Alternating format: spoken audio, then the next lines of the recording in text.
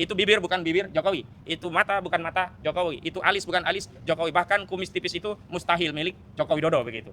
Meskipun ijazah itu dibuka, tetapi tidak menjawab semua misteri dalam perkara ini, tidak menjawab hasil penelitian Mas Roy. Karena forum gelar perkara khusus itu bukan forum pembuktian material. Bahwa ini asli atau palsu, ada embosnya lah, itu kan versi mereka. Harus melakukan 3D, yaitu dipegang, diraba, dan kemudian diterawang. Bagaimana kita memastikan ada emboss dan ada watermarknya kalau tidak pernah diraba dan tidak pernah diterawang? Di map ini, noktah atau kotoran yang ada di sebelah kiri ini tidak terlalu tampak. Kemarin tampak sekali. Saya jadi berpikir, apakah ini barang yang sama? Jangan-jangan ada barang yang lain. Jangan-jangan, sekali lagi. Karena di sini sama sekali nggak ada watermark. Sama sekali nggak ada emboss. Kenapa? Karena waktu itu kita belum mempermasalahkan watermark, belum mempermasalahkan emboss. Jadi jangan-jangan ada modifikasi lagi yang dilakukan terhadap ijazah yang ada di sini. Kenapa? Karena watermark dan embossnya itu tipis sekali.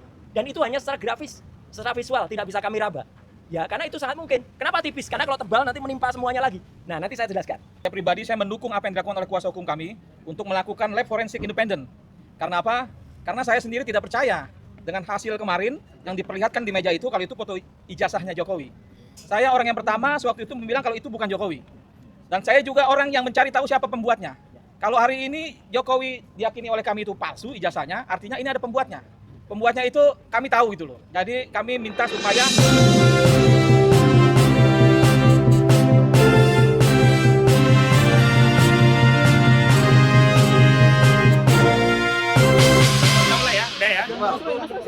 Baik, ya Mas Rai. Ya. Bismillahirrahmanirrahim. Assalamualaikum warahmatullahi wabarakatuh. Terima kasih rekan-rekan media yang sudah memenuhi undangan kami. Pertama-tama kami hari ini datang ke Reskrim Polda Metro Jaya menindaklanjuti apa yang kemarin sudah disampaikan melalui media berupa rekomendasi gelar perkara khusus, yakni dalam salah satu statement dari Direktur Kriminal Umum Polda Metro Jaya bahwa rekomendasi dari bagian pengawas penyidikan Polda Metro Jaya dalam gelar perkara khusus adalah menindaklanjuti proses penyidikan. Artinya penyidikan dilanjutkan dan dalam konteks itulah kami datang kemari. Pertama yang kami inginkan adalah nanti melalui surat yang resmi kami kirimkan adalah rilis resmi surat yang dikirim oleh bagian pengawas penyidikan kepada kami. Karena meskipun sudah ada konferensi pers yang diadakan oleh Polda Metro Jaya terkait hasil gelar perkara khusus, namun bagi kami selaku pendumas yang memohon adanya gelar perkara khusus itu sampai hari ini belum menerima resmi ya surat dari bagian pengawas penyidikan. Ini berbeda sekali dengan di Barreskrim Mabes Polri. Saat itu justru sebelum pihak Barreskrim mengumumkan hasil konferensi pers tentang gelar perkara khusus yang ujungnya menghentikan penyelidikan di Barreskrim, kami justru dikirimkan resmi oleh Biro Pengawas Penyidikan di Barreskrim. Mungkin ada perbedaan tindakan ya dari sisi profesionalisme, tentu karena kita mencintai institusi Polri, kita ingatkan bareng-bareng.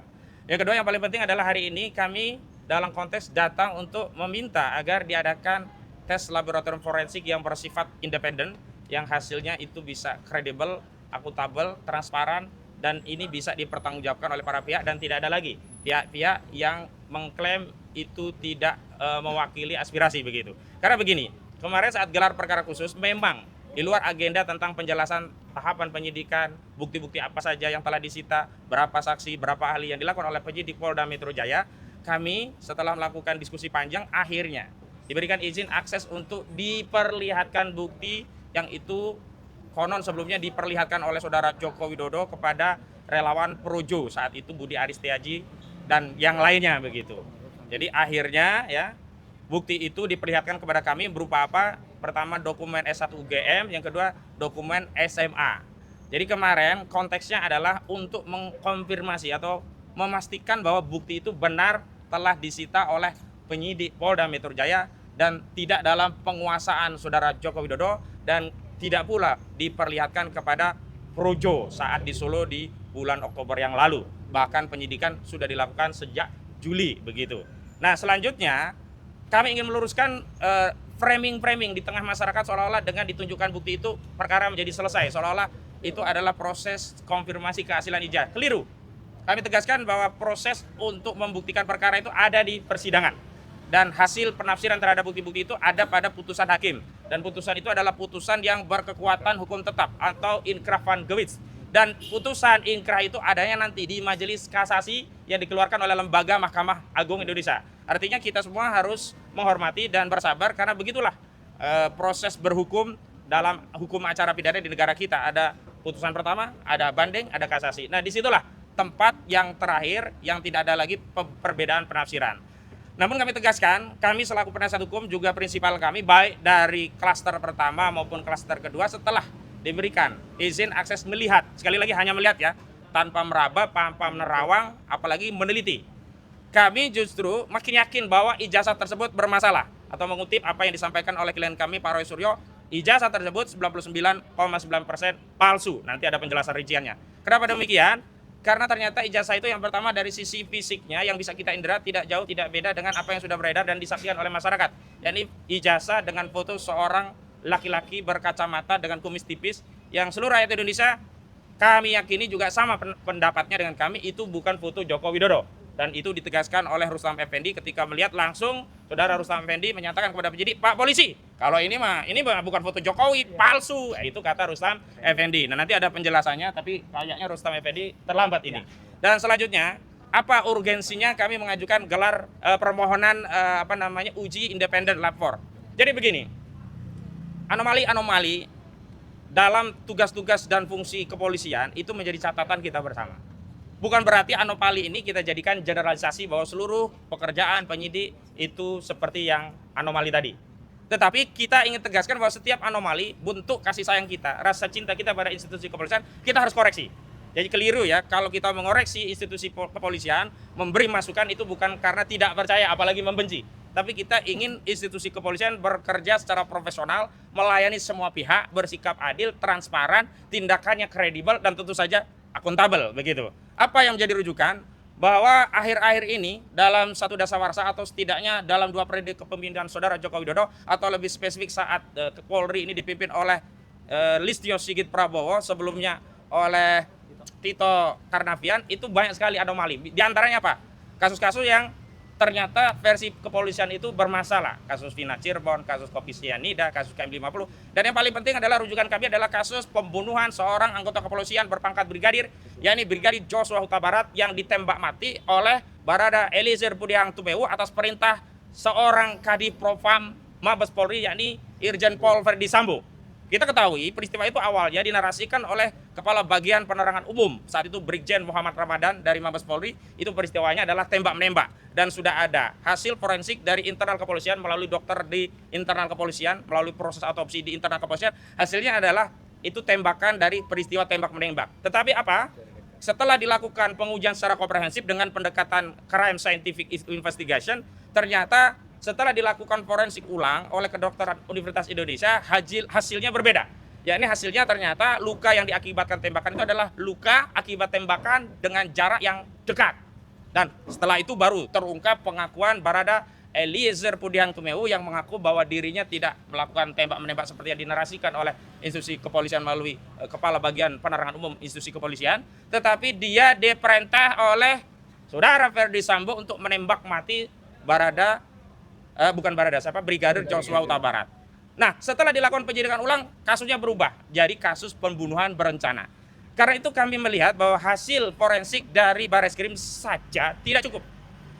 Kenapa? Karena anomali yang terjadi pada kasus Barada itu juga mungkin bahkan potensial terjadi di kasus ijazah palsu.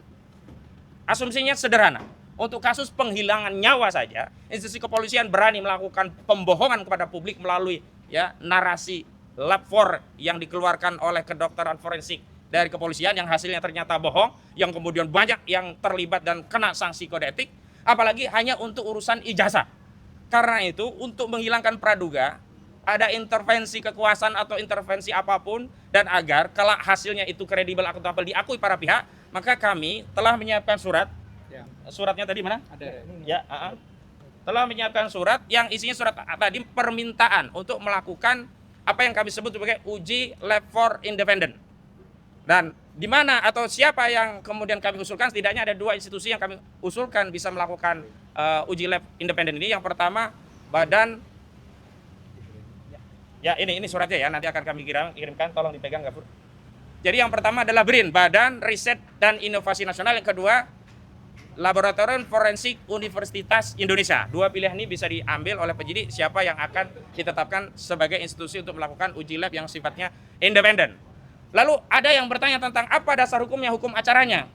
Memang benar di dalam KUHP tidak diatur adanya uji lab 4 yang sifatnya independen. Sebagaimana dahulu tidak diatur bagaimana kepolisian melakukan uji ulang lab 4 berkaitan dengan otopsi ijazah Brigadir Joshua Huta Barat. Artinya ini pembunuhan ya. Artinya dua kasus ini bisa menjadi kasus Brigadir Joshua Huta Barat bisa jadi referensi. Ternyata ada preseden sepanjang kepolisian ada kebijakan untuk melakukan itu dimungkinkan karena segala tindakan dalam proses penyidikan itu semuanya ada pada wewenang penyidik, yakni institusi kepolisian.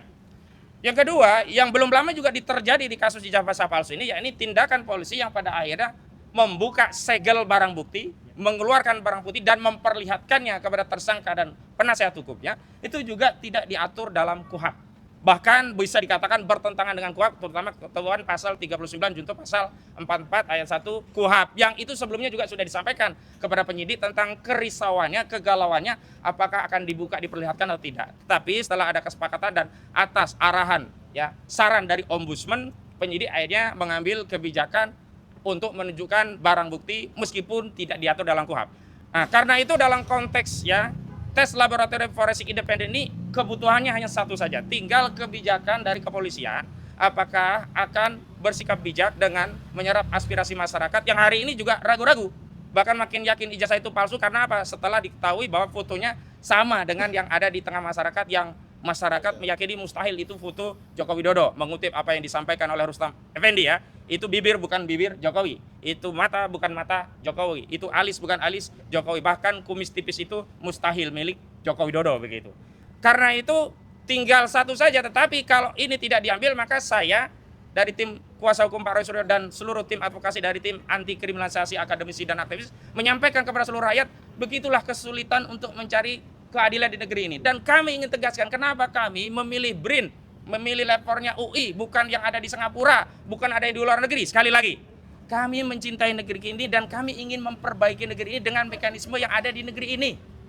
Kami tidak ingin aib ini kami bawa-bawa ke dunia internasional sehingga diketahui oleh level dari dunia internasional. Cukuplah ya, kita selesaikan dengan mekanisme yang ada di internal kita.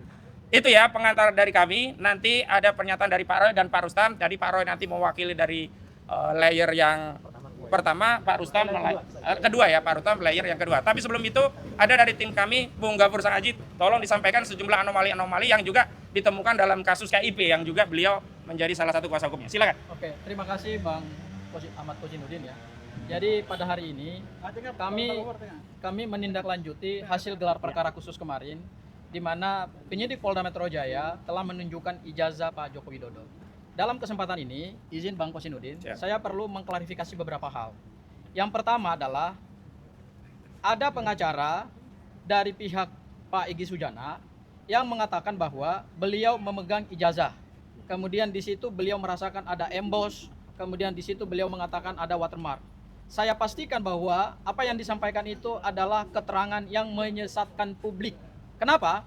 Karena pada saat ijazah itu mau dibuka, saya bersama Bang Ahmad Kozinudin adalah dua lawyer yang berdebat sengit dengan pengacaranya Pak Joko Widodo supaya ijazah itu bisa dibuka dalam kerangka transparansi dan akuntabilitas penegakan hukum, dan kemudian didukung juga oleh Ombudsman Republik Indonesia.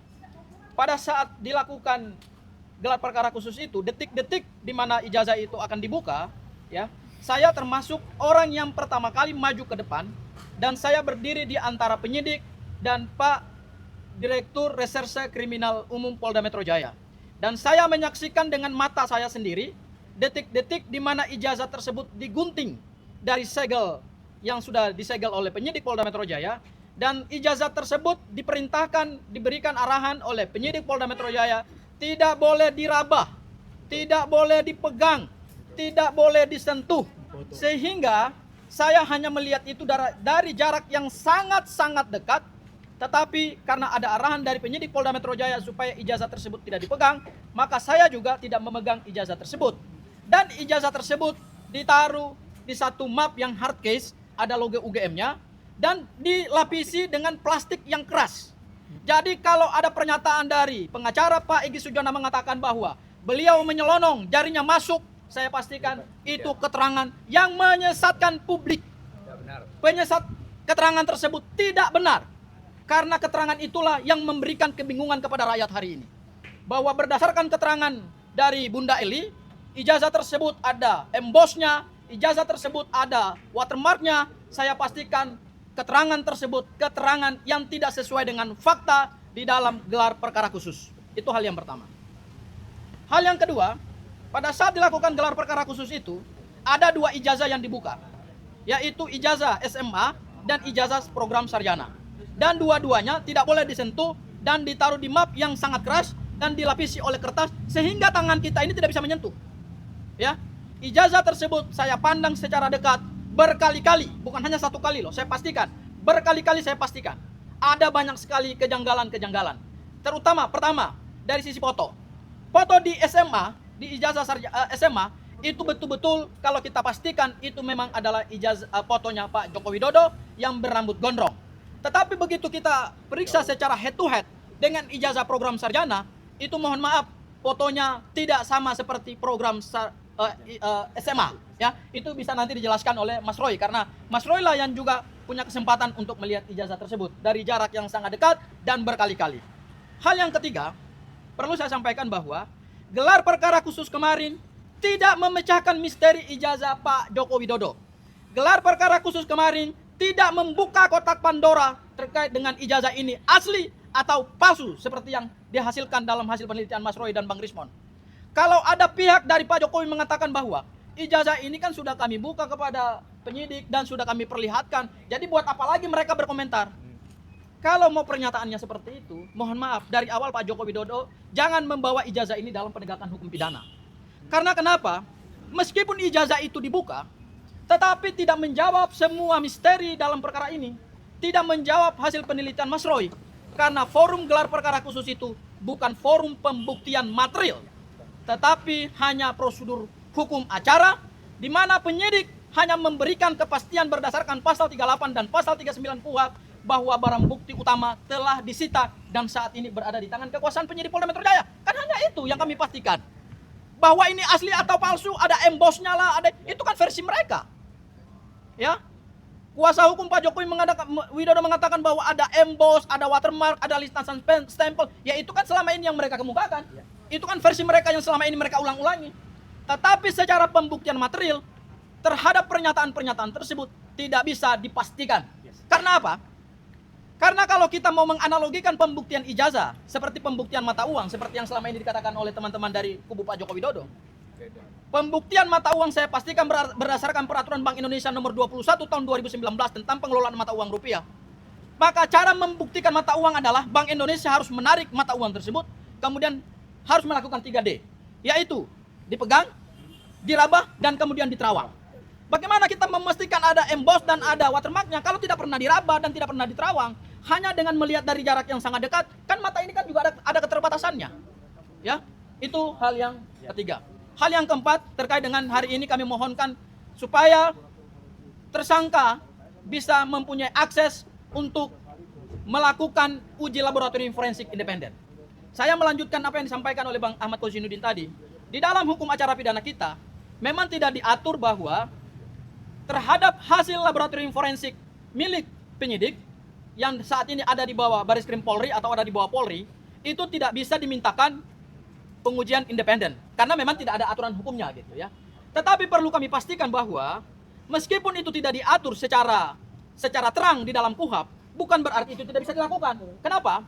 Karena kita perlu ingat bahwa tersangka itu mempunyai hak yang diberikan oleh undang-undang. Di pasal 65, tersangka mempunyai hak untuk mengajukan ahli yang menguntungkan, ahli yang meringankan. Dalam konteks mengajukan ahli yang menguntungkan dan meringankan itu, maka hari ini secara resmi kami mengajukan permintaan agar dilakukan uji laboratorium forensik independen. Kenapa perlu dilakukan uji laboratorium forensik independen? Mohon maaf, ini perkara memang sederhana, perkaranya perkara ijazah. Beda dengan perkara pembunuhan. Tetapi ingat, ijazah ini adalah bukan ijazah sembarangan.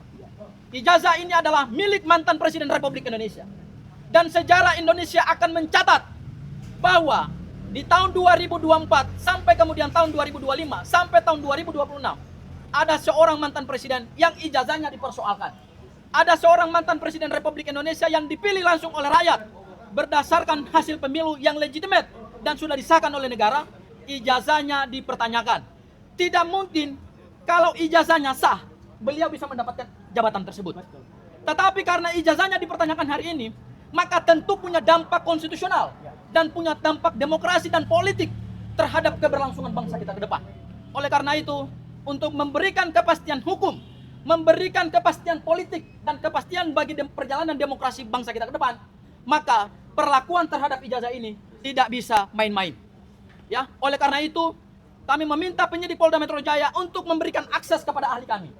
Setidak-tidaknya hari ini kami mengajukan 2 lembaga laboratorium forensik independen seperti yang sudah disampaikan oleh Bang Ahmad Kozinuddin tadi, yaitu dari Universitas Indonesia dan kemudian dari BRI, Badan Riset dan Inovasi Nasional. Kenapa kami ingin mengajukan itu? Ada 3 alasan. Yang pertama adalah ini demi kekuatan pembuktian yang berimbang. Tersangka mempunyai hak untuk mendapatkan satu kekuatan pembuktian yang berimbang. Kalau ini dilakukan secara independen oleh lembaga atau oleh laboratorium independen, maka terhadap misteri ijazah Pak Joko Widodo bisa terpecahkan. Kemudian yang kedua, kemungkinan saja begitu kita mendapatkan hasil dari laboratorium forensik independen, akan ada indikasi-indikasi baru. Terhadap indikasi-indikasi baru dan terhadap fakta-fakta baru itu, meskipun sudah ada punya Polda Metro Jaya, tidak ada masalah. Semua akan diuji di dalam proses persidangan. Bukan berarti kami mengajukan laboratorium forensik independen untuk menegasikan dan untuk menghilangkan hasil laboratorium forensik dari Polda Metro Jaya. Tidak. Biarkan saja, tetap itu seperti adanya. Hasil mereka adalah identik. Tetapi kami ingin mengajukan yang baru supaya kemudian ada perimbangan pada saat nanti dalam proses persidangan hakim bisa memutuskan mana yang benar dan mana yang salah. Seperti itu ya Mas Roy ya. Barangkali itu dari saya. Saya persilakan buat teman-teman yang lain yang ingin memberikan pernyataan. Silakan Mas Roy. Baik. Assalamualaikum warahmatullahi wabarakatuh. Saya insya Allah tidak akan mengulangi tadi apa yang sudah disampaikan oleh Bang Ahmad Kozinuddin dan juga Bang Gufar Sang Aji ya. Tapi sebelum memulai, izinkanlah saya mengucapkan selamat Hari Ibu untuk ibu-ibu yang hari ini memperingati Hari Ibu. Dan ini ibu-ibu kita dari ARM yang khusus menggunakan kostum untuk memperingati hari. Yang kedua, kami ingin mengaturkan ucapan duka sedalam-dalamnya untuk senior kami ya, Pak Asrul Hanun ya, dari UI Watch yang telah berusia 80 tahun yang pagi tadi dipanggil oleh Yang Maha Kuasa, dan termasuk beberapa hari yang lalu ya Bapak almarhum Maijen Samsu Dalal yang juga sudah dipanggil oleh Sang Khalik ya. Semoga beliau-beliau mendapatkan tempat yang terbaik di sisi Allah Subhanahu wa taala. Nah, saya ingin menegaskan saja bahwa apa yang terjadi kemarin pada saat gelar perkara khusus itu adalah termasuk diawali dengan ketika izin sini. Mic penting ini. Nah, termasuk ketika kami juga menyerahkan ya hasil research yang sudah diterima langsung ya oleh Pak Direskrim ya Pak Iman Imanuddin, yaitu kenapa kami melakukan analisis ijazah yang 99,9% palsu ya. Dan saat itu juga saya terangkan, jadi kami itu ya, saya, Dr. Rismon, Dr. Tifa itu mempresentasikan, dan pada saat presentasi tidak ada sanggahan apapun ya. Jadi detail banget soal mulai dari kausa prima, kemudian sampai dengan ketika kami melakukan analisis kebohongan terhadap Andi Aswan yang dia hanya menggunakan postingan Dian Sandi, sampai dengan UGM yang ternyata hasilnya adalah logonya dirusak oleh Aswan, siapa namanya, si Andi Aswan ya, ketika itu sebenarnya diposting oleh Dian Sandi. Ini sudah diterima langsung waktu itu oleh Pak Direskrim Pak Iman Imanuddin. Izin gitu. Nah, apa yang tadi disampaikan untuk sama-sama teman-teman semua itu membayangkan di dalam, inilah map hardcover yang waktu itu ada.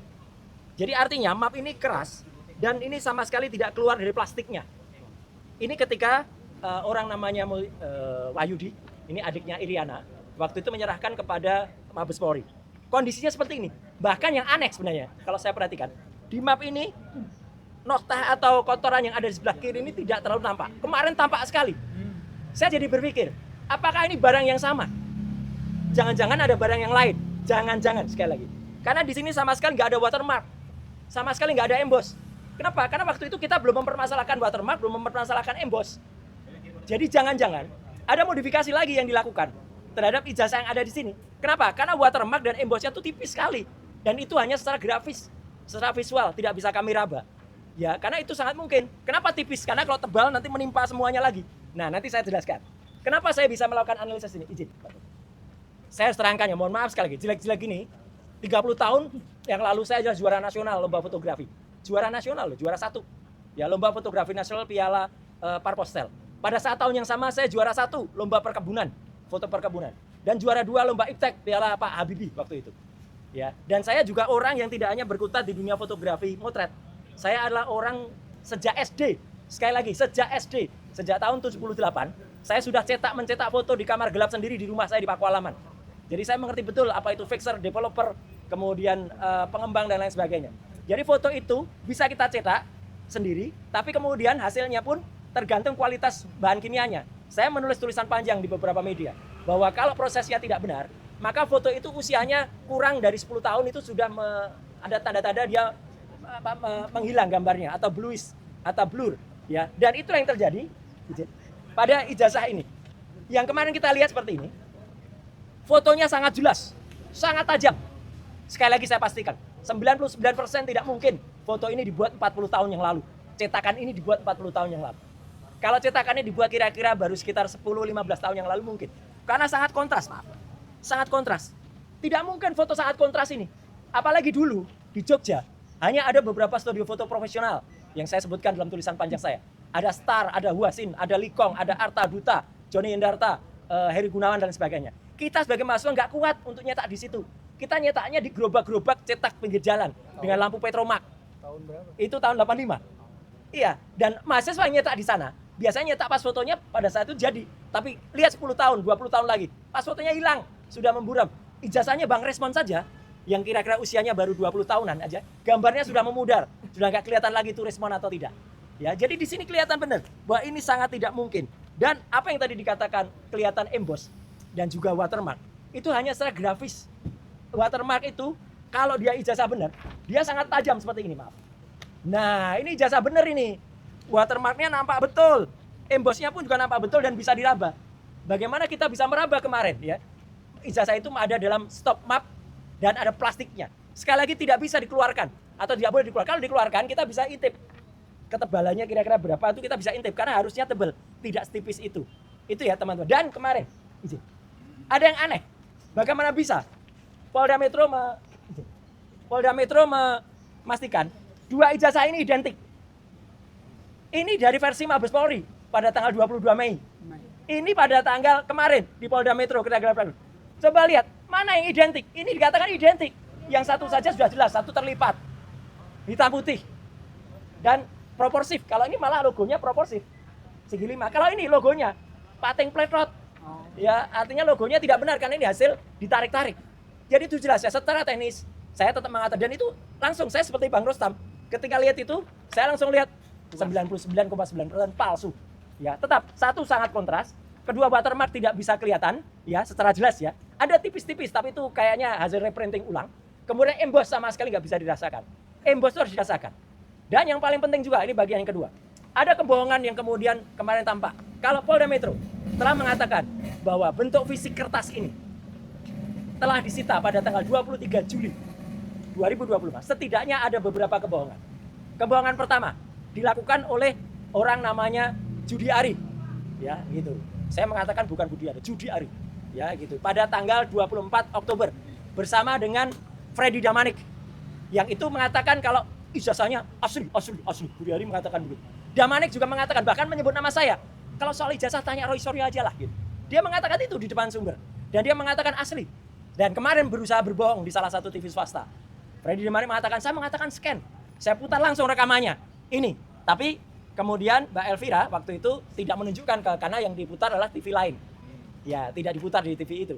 Tapi artinya apa? Dia tidak mengatakan scan, dia mengatakan ijazahnya asli. Itu kebohongan pertama, dilakukan oleh Budi Ari dan Freddy Damanik. Kebohongan kedua, dilakukan oleh namanya Andi Aswan pada tanggal 19 dan 25 November yang telah mengakibatkan kerugian material pada seseorang, namanya adalah Michael Sinaga. Wah, itu orangnya. Dia sudah melaporkan dan sukses, teman-teman ya. Harap diingat. Andi Aswan sudah timbul LP karena mengakibatkan kerugian material pada seseorang yang harus hadir di acara itu, tertarik hadir dia karena disebutkan ijazah asli scan. Ternyata palsu, bukan scan. Dan kerugian dan kebohongan ketiga dilakukan oleh siapa? Joko Widodo sendiri. Pada tanggal 9 Desember ada sebuah wawancara khusus yang disiarkan oleh TV. Nah, ini. Ya, enggak usah disebut TV-nya ya, gitu. Dia mengatakan di rekaman itu ketika diwawancara Mbak Friska Clarissa, ya, dia mengatakan, "Ijazahnya saya pegang kok." Gimana ijazah bisa dipegang? Semenjak 23 Juli sudah disita Polda Metro Jaya. Dan dia mengatakan ijazah sudah dipegang itu pada wawancara khusus eksklusif yang baru ditayangkan tanggal 9 Desember.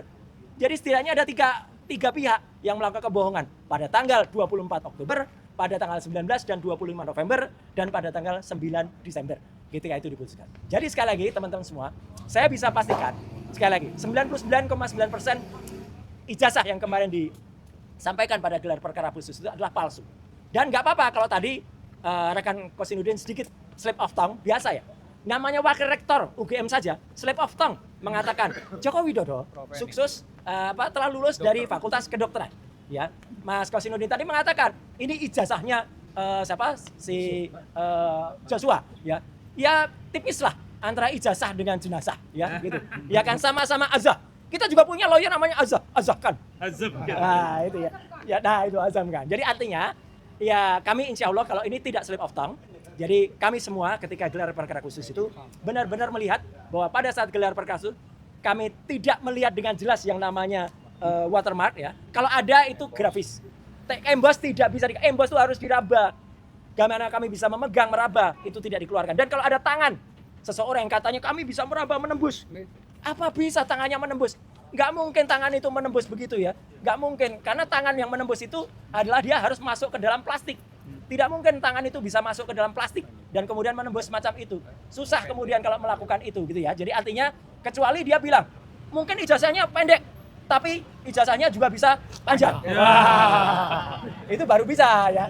Itu baru keluarnya pendek dan panjang. Tapi kalau namanya ijazahnya tangannya bisa menembus sama sekali tidak mungkin. Saya kira itu ya penegasan dari saya.